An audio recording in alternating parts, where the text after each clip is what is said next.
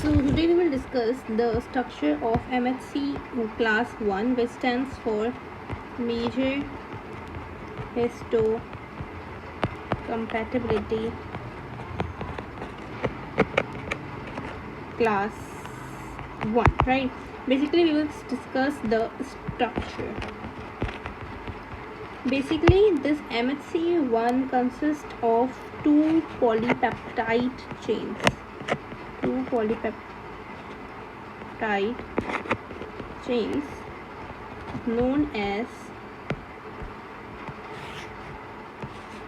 alpha and beta, right? Basically these are two polypeptide chains, and this alpha is further divided into three chains, which are alpha 1, alpha 2 and alpha 3, right? So basically let's look into the structure of this MHC class 1. Consider that here we have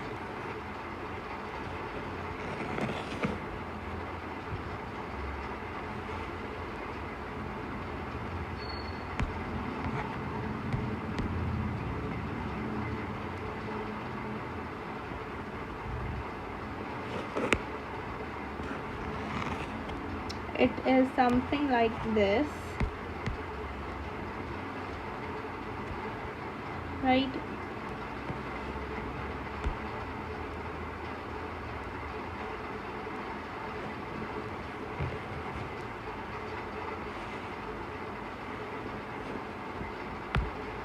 Okay, and here we have a transmembrane.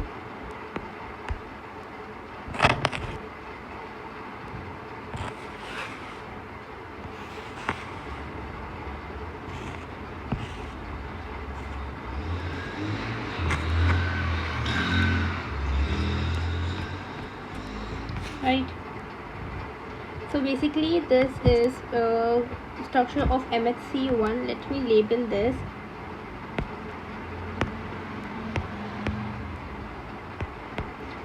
This is alpha 1, this is alpha 2, and this is alpha 3, and this is your beta chain.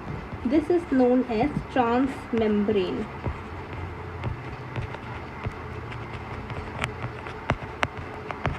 It is known as transmembrane, and it contains the charged molecules.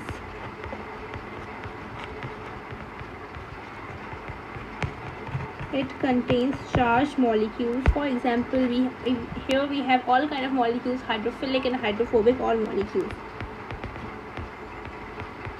Hydrophilic and hydrophobic molecule,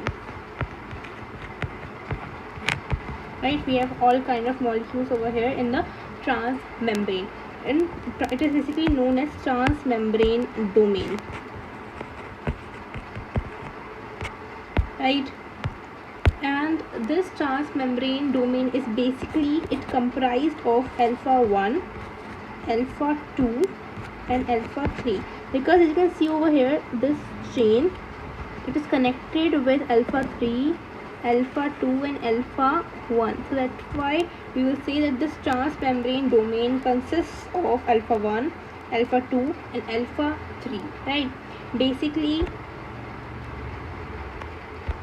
this alpha 1 and alpha 2 are making the distal part of the MHC. This means they are making distal part, and this basically this beta and this alpha 3 are making the proximal part.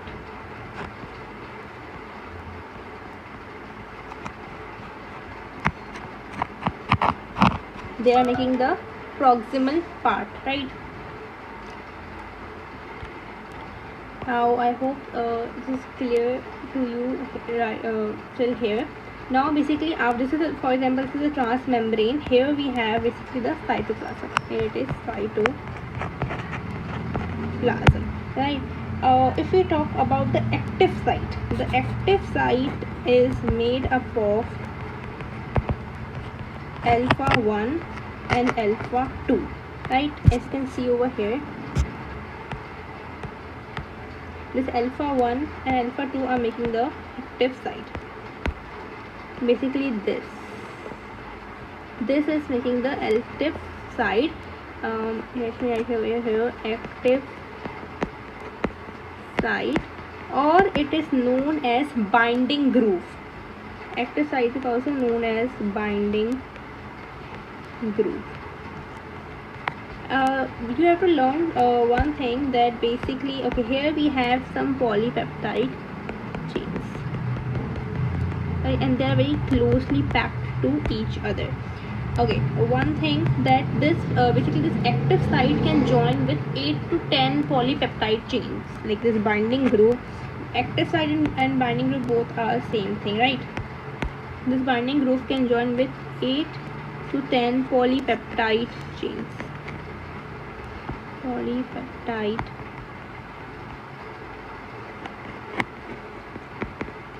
chains. And if you see, if you will see their structure, it is basically a groove. It is making a groove like structure. It is making a basically a bulge groove size of like it is making a bulge structure over here. It is making a bulge structure in the active site, right? Basically, this active site, as you know, is comprised of alpha 1 and alpha 2. If we talk about the molecular weight of alpha 1 and alpha 2 together, it is 45 kilodalton, right? It is the basically molecular weight.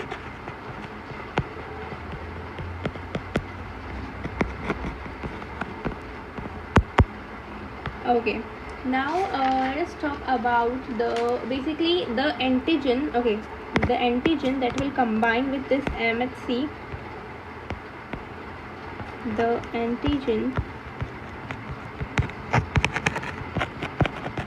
that will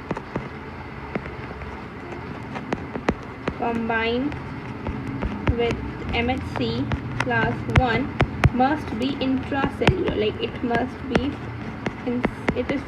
be from inside the cell. It must be intracellular. For example, it is a cell over here, right, and it got infected, and now here we have the major histocompatibility complex, and now the antigen is also here. Now what will happen, this MHC basically class 1 will attract CD8 T cells. We know that on CD8 receptor, co-receptor is present on the suppressor T cells and cytotoxic T cells. So this MHC1 basically will attract those CD8 T cells. Cytotoxic, let me write over here. I have discussed this thing in my previous video as well.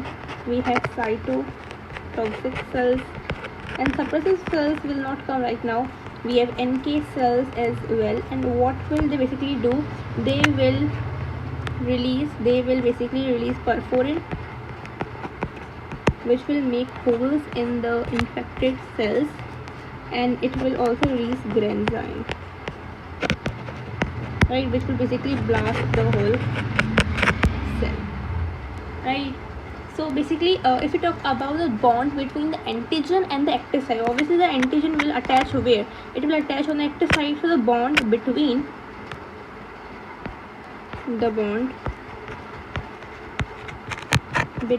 antigen and active site is hydrogen bond. It is basically hydrogen bond. If we talk about the bond between active site like alpha 1 and alpha 2, it is basically non-covalent bond, or you can say it is a weak bond, right? So I hope it is clear to you. If you have any kind of queries, you can ask me in the comment section. I would be really glad to answer you guys.